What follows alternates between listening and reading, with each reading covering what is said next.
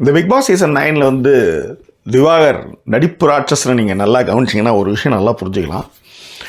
முதல்ல ஒரு விஷயம் ஒன்று பண்ணுவார். அந்த விஷயத்தில் ஒரு சின்ன தப்பு நடக்குதுன்னு வச்சுக்கோங்களேன். இப்போ உதாரணத்துக்கு வந்து இன்றைக்கி காலையில் எடுத்துக்காங்க, அவர் வந்து நடிக்க போகிறார். நடிக்க போகும்போது பிக் பாஸ் தான் சொல்லி அனுப்புகிறாரு, போய் யூனிஃபார்ம்லாம் செக் பண்ணுங்கள். ஏன்னா பிக் பாஸை பொறுத்தவரையிலையும் மூட்டி விட்றது தான் அவருடைய வேலை. ஸோ பிரவீன் தலை அவர் போய் வந்து யூனிஃபார்ம் போடுங்க அப்படின்னு சொல்கிறார். யூனிஃபார்ம் போடுங்க அப்படின்னு சொல்லும்போது அதை ஃபாலோ பண்ண வேண்டியது திவாகருடைய பொறுப்பு, கடமை எல்லாமே. ஆனால் திவாகர் வந்து நான் நடிச்சுட்டு தான் நான் வந்து சட்டையை போடுவேன்னு சொல்லும்பொழுது கேமராவை வந்து மறைக்கிறாரு. இப்படி முன்னாடி போய் அப்படி தள்ளும்போது நீ எப்படி வந்து என்னை வந்து மறைக்கலாம் அப்படின்னு தள்ளி விடும்போது ஃபஸ்ட்டு காயம் ஆகிடும். அக்ரெசிவாக தள்ளி விடுவார்.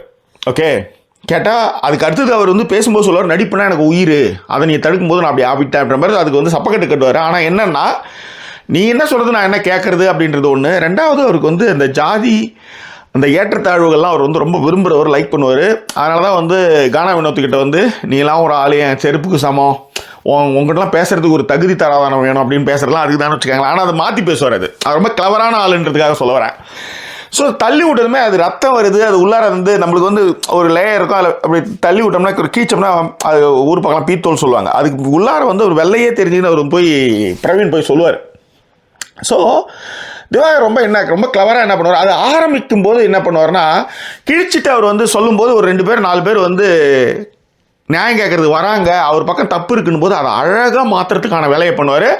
முக்கியமாக வந்து அவர் எப்படி வந்து என்னை வந்து தள்ளி விடலான்னு தான் ஆரம்பிப்பார். தள்ளி விட்டு கீழ்ச்சது இவர்.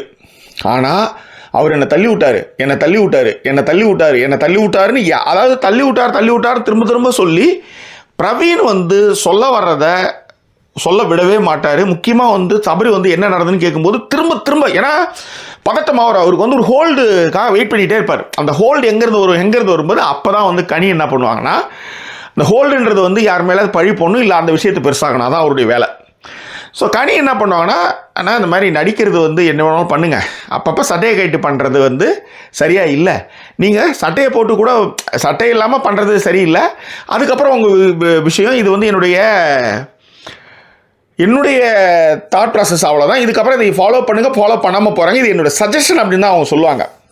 ஃபஸ்ட்டு எடுத்ததுமே அந்த மாதிரி யார் நியாயம் பேச வந்தாலும் உன்னை பற்றி எனக்கு தெரியும், நீ பேசுகிறது நிறுத்துன்னுவார். அதுவும் முக்கியமாக இந்த மாதிரி நடிப்பு விஷயத்தையோ இல்லை மற்ற விஷயத்துலையோ யாராவது உள்ளார போடும்போது அவர் வந்து அதை வந்து பயங்கரமாக கத்துவார். உதாரணத்துக்கு எம்ஜே வந்து 2 நாளைக்கு முன்னாடி கூட இந்த டாஸ்க்லாம் பண்ணும்போது வேலையாக செய்யுங்க, நீங்கள் வந்து அங்கே போய் நடிக்கிறதுக்கு கூப்பிட்றேன்னு சொல்லி டாஸ்கோட வந்து அதையும் கம்பேர் பண்ணாதீங்கன்னு சொல்லும்போது அதுக்கே அவர் வந்து கத்துவார், உங்களுக்கெல்லாம் பொறாமை என் மேலே அப்படின்ட்டு.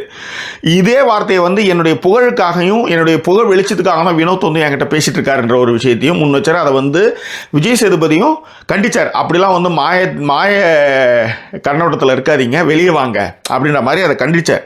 ஸோ இது வந்து அவருக்கு எப்பயுமே உண்டு.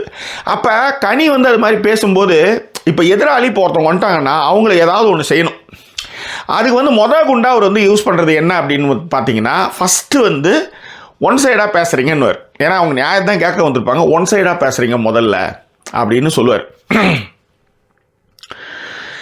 இது வந்து இந்த நியாயம் பேச வர்றவங்களுக்கு வந்து இன்னும் இது ஒன் சைடாக பேசுகிறாங்க, நம்ம ஒரு நியாயம் தானே கேட்க வந்தபோது அடுத்த குண்டு அவங்க மேலே திரும்பி போடுவார், நீங்கள் டபுள் கேம் விளாட்றீங்கன்னு. இந்த 2 விஷயத்தை ஒருத்தன் கேட்கும்போதே அவங்க வந்து வெளத்து போயிடும். இது மாதிரி தான் வந்து நேத்திய சண்டையிலையும் வந்து அரோரா வந்து அவங்ககிட்ட கேட்பாங்க, அவர் எப்படி வந்து வார்த்தைகளை விடுறாரோ அதுக்கு இணையான வார்த்தை தான் நீயும் விடுற அப்படின்னு சொல்லும்போது நான் அப்படிலாம் கிடையாதுன்னு அரோராவே திட்டுவார். நீலாம் எங்களுக்கு வந்து அறிவுரை சொல்லாதுன்ற மாதிரி பேசுவார். அரோரா நமக்கு எதுக்கடா வம்புன்னு போயிடுவாங்க. ஆனால் கனி என்ன சொல்லுவாங்கன்னா, கொஞ்சம் ஸ்ட்ராங்காக கருத்து முன்வைக்கும்போது அவர் பிக் பாஸ் வந்து ட்ரெஸ்ஸை போடுன்னு சொல்லும்போது நீ ஏன் போடலை, அது மட்டும் கிடையாது, எப்போ பார்த்தாலும் சட்டையை கட்டிட்டு ஏதாவது பண்ணிகிட்டே இருக்கீங்க, இது வந்து தீபாவளி எண்ணெய் தேய்ச்சப்போ கூட தான் சட்டையை கட்டிட்டு தானே இருந்தோம் அப்படின்னு சொல்லும்போது அப்படி ரைட்டு தானே, அதுக்காக வந்து ஜட்டி போட்டு ஒரு ஷோ பண்ணுறாங்கன்றதுக்காக அதே மாதிரி நீயும் ஜட்டி போட்டு பண்ணுவியா என்ன அப்படின்னு சும்மா கேட்பாங்க அவங்க. ஆக்சுவலி இந்த இடத்துல இந்த நடிப்பை விட்டுட்டு எல்லாருமே நீங்கள் ஏன் வந்து பிக் பாஸ் வந்து ட்ரெஸ் போட சொன்னார்ல, த ரூல் இஸ் த ரூலில், நீ எதுக்கு அதை போடலன்னு கேட்டிருந்தாங்க, பிரச்சனையே கிடையாது. இந்த ட்ரெஸ்ஸு அதுதான் அந்த ஹோல்டுன்றது தான் வந்து திவாகருடைய ரொம்ப கரெக்டாக அதுக்காக வெயிட் பண்ணிகிட்டே இருப்பார். அந்த வெயிட் பண்ணிக்கிட்டே இருந்து கனி வந்ததுமே சரி, கனி ஒருத்தவங்க இது மாதிரி வராங்க, அரோரா வராங்க, சபரி வராங்க, இல்லை வேறு யார் வராலும் அவங்களுக்கு வந்து அவங்களுடைய பர்சனல் அவர் கவனித்து வச்சுருப்பார். எங்கே அடித்தா விழுவாங்கன்னு அவருக்கு நல்லாவே தெரியும். அதனால தான் நீ கூட தான் வந்து எஃப்ஜே வந்து கட்டி பிடிச்சிட்டு இருக்கிற அப்படின்ற. அப்போ அது கூட தான் எனக்கு அருவருப்பாக இருக்குன்னு ஃபஸ்ட்டு அதை சொல்லிடுவார். சொன்னதுக்கப்புறம் வந்து அதை அப்படியே மாற்றுவார். இப்போ 4-5 பேர் வந்து கேள்வி கேட்கும்போது டக்குன்னு வந்து தட்டி விட்டதை முதன்மைப்படுத்துவார். அதுக்கப்புறம் ட்ரிகர் பண்ணிகிட்டே இருப்பார். அது ட்ரிகர் பண்ணுறது எப்படின்னா பேசுகிறத திரும்ப திரும்ப பேசுகிறது, எதிராளியை பேச விடாமல் பண்ணுறது. நீங்கள் இன்றைக்கி நல்லா கவனிச்சிங்கன்னா பார்த்தீங்கன்னா பிரவீன் வந்து எல்லா டீட்டெயிலாக சொல்லிட்டா தான் மேலே தப்பு இருக்கிறது உணர்ந்து எல்லாருமே நம்மளை வந்து கழுவி ஊற்றுவாங்கிறதுக்காகவே பேச விடாமல் தள்ளி விட்டாருன்னு அதை ரெஜிஸ்டர் பண்ணியே இருப்பார். அப்புறம் கனியை வந்து நீ வந்து ஒன் சைடாக பேசுகிற, அதுக்கப்புறம் வந்து டபுள் கேம் விளையாடுறீங்க, உங்களை பற்றிலாம் எங்களுக்கு தெரியாதா அப்படின்ற மாதிரி பேசி அவங்களுடைய பர்சனல் டக்குன்னு ஒன்று எட்டு வரும்போது அவங்க அழுது விட்டாங்க. அதன் பிறகு எஃப்ஜே வந்து பேசிட்டு எஃப்ஜேவுக்கு வந்து எட்டந்து காதல் விடுற மாதிரி சட்டையை பிடிச்சிட்டாப்லன்னு சொல்லும்போது நான் எங்கே சட்டையை பிடிச்சேன், நான் சட்டையை பிடிக்கல, தள்ளி விட்டேன்னு சொல்லு, நீ சட்டையை பிடிச்சேன்னு எப்படி சொல்கிறேன். அதுதான் இந்த மாதிரி சின்ன வார்த்தையை விடும்போது நீங்கள் நல்லா கவனிச்சு பாருங்கள். செய்யாத ஒரு விஷயத்தை வந்து செஞ்சதாக நீங்கள் சொல்லும்போது உங்களுக்கு இயல்பாக கோபம் வரல. அதுதான் திவாகருக்கு தேவை. அப்போ எஃப்ஜே வந்து அடுத்த வார்த்தை விடுவாப்பில் இந்த மாதிரிலாம் போய் பேசினா அடித்து தூக்கி போட்டு உன்னை வந்து கடைச்சிட்டு போயிட்டே இருப்பேன் ஷோ அவுட் அப்படின்போது அதை கரெக்டாக அதை பிடிச்சிக்குவார். அடிச்சிருவானா என்ன இது ஃபஸ்ட்டு என்னது ட்ரெஸ்ஸை அதாவது தள்ளி விட்டது நிஜம், அது வந்து எப்படியோ ஒத்துக்கோப்பில் தள்ளி விட்டோன்னா நெக்கி அது பேசும்போது நகர்த்தி போடுறது அந்த மாதிரி. ஆனால் இவர் அதாவது இதே தான் வந்து அங்கே வந்து பிரவீன் சொல்லுவார், நான் இப்படி தான் வச்சுருந்தேன், கேமரா மறைச்சிட்டு ட்ரெஸ்ஸை போடுங்கன்னு நான் சொன்னேன். உடனே அதுக்கு வந்து ஒரு பயங்கரமாக தள்ளியே விடுவார் ஆக்சுவலி. ஓகே, அதில் தான் கீச்சிருந்து அதில் வந்து போர்டில் கீச்சிட்டார் மாதிரி அவர் சொல்லுவார் ஆக்சுவலி. ரைட்டா? ஸோ இதன் பிறகு அவர் என்ன ரொம்ப கிளவரான விஷயம் பண்ணார்னா, லைட்டாக தள்ளி விட்டதை வந்து சட்டையை பிடிச்சான்னு மாற்றி சட்டையை பிடிச்சிட்டான்றதை திரும்ப திரும்ப சொல்லி அந்த பையனை ட்ரிகர் பண்ணி அந்த பையன் வந்து அதாவது வார்த்தையை வந்து 2 பேருமே பயங்கரமான ஆளுங்க வார்த்தையை விடுறதில்ல. அது வந்து எஃப்ஜேவும் சரி வினோத்தும் சரி அதில் தான் அவங்க மைனஸ் ஆகிறாங்க. ஸோ உடனே வந்து என்னை அடிச்சுடுவானாமில்ல அப்படின்றது திரும்ப ஆரம்பித்து அதுக்கு உடனே பார்வதி சப்போர்ட்டுக்கு வந்ததுமே அது வேறு லெவலில் அதை எடுத்துகிட்டு போய் அவர் பேசிகிட்டு இருக்கிறாரு. இதில் என்னென்னா இன்றைக்கி பயங்கரமாக மொக்க வாங்கன்னு சபரியிலேருந்து விக்கல் விக்ரம்லாம் நான் வந்து அப்படியே கோவத்தை கண்ட்ரோல் பண்ணிகிட்டு இருக்கேன் போது நீ உன்னை பற்றிலாம் எனக்கு தெரியும் நீ போ அப்படின்ற மாதிரி போகும். விக்கல் விக்ரம் போது விக்கித்து உட்காந்துட்டேன்னு தான் சொல்லுவேன். ஸோ அந்த மாதிரி அவங்கள அசமடிக்க அவர் உட்கார வச்சார். அது மட்டும் கிடையாது, அந்த வீட்டில் வந்து திவாகரை சரியாக ஹேண்டில் பண்ணது வினோத் தான். அவர் எப்படி பேசுகிறாரோ அதுக்கேற்ற மாதிரி திரும்ப திரும்ப திரும்ப திரும்ப திரும்ப திரும்ப பேசி அவர் வந்து அயற்சி ஆக்குவார். இவர் எப்படி எதிர்கால அயற்சி ஆக்குறோம் அதே மாதிரி வினோத் அயற்சி ஆக்குவாப்பில், பிரவீன் ராஜ் அயற்சி ஆக்குவாப்பில். பட் என்ன பிரச்சனைன்னா வினோத் வந்து வார்த்தைங்க விடுறது தான் இங்கே பெரிய மைனஸ் ஆக்சுவலி. அப்படி வார்த்தை விடக்கூடாது, பைத்தியக்காரன் அப்படி சொல்லக்கூடாது.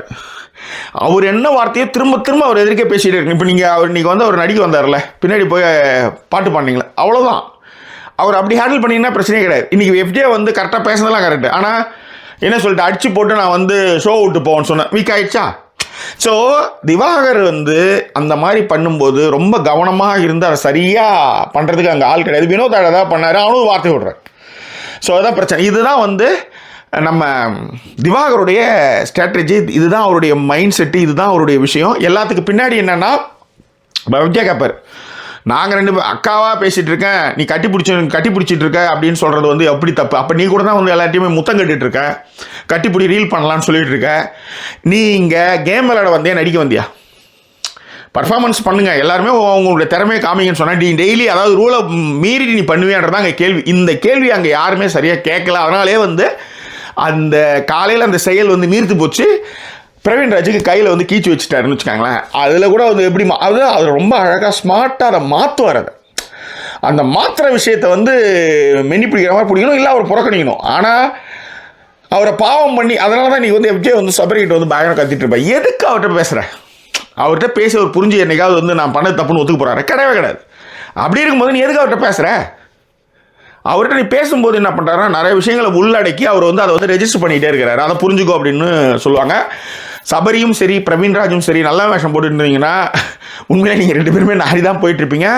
அது சீக்கிரமாக உங்களுக்கு அதை எதிர்வினை உண்டாக்கும். ஏன்னா எதிராளி என்ன ஆயுதத்தை கையில் எடுக்கிறனோ அந்த ஆயுதத்தை தான் நீங்களும் கையில் எடுக்கணும். அது இல்லாமல் நீங்கள் பண்ணீங்கன்னா அது வந்து ரொம்ப வேஸ்ட்டாக போயிடும். அதுதான் இது நடக்குது. இதுதான் வந்து திவாகருடைய பேசிக் ஸ்ட்ராட்டஜி ஆக்சுவலி.